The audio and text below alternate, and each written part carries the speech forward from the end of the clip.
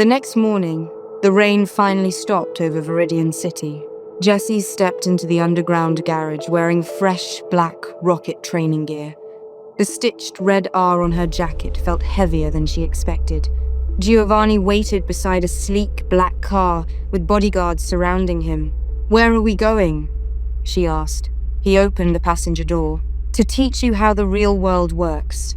The drive led deeper underground than before, past the compound, past the transit tunnels, into places the city pretended didn't exist. Finally, massive steel doors opened ahead of them, and Jessie froze. An underground Pokémon market stretched for what looked like miles beneath the city. Rows of cages lined the corridors.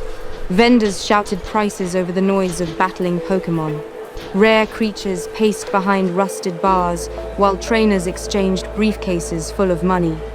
Some Pokémon looked angry. Others looked terrified. Jessie stared in disbelief. People actually buy Pokémon like this?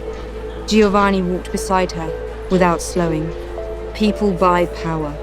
He glanced toward the crowded market floor. Pokémon are simply the currency. Jessie said nothing after that. A soft metallic shaking sound echoed from a nearby cage.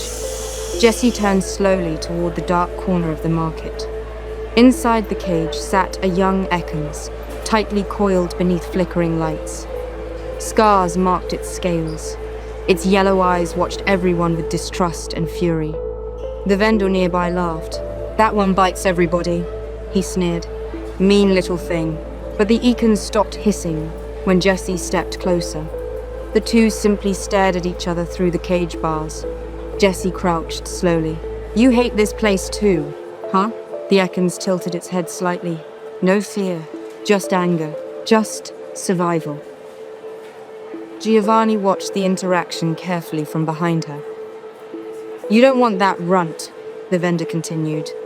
"Barely trained." Without a word, Giovanni reached into his coat and pulled out a thick stack of cash. "I'll take it." Jessie looked up immediately. "For me?" The vendor unlocked the cage as Giovanni handed her the Pokeball. The young Ekans slowly wrapped itself around Jessie's arm instead of attacking.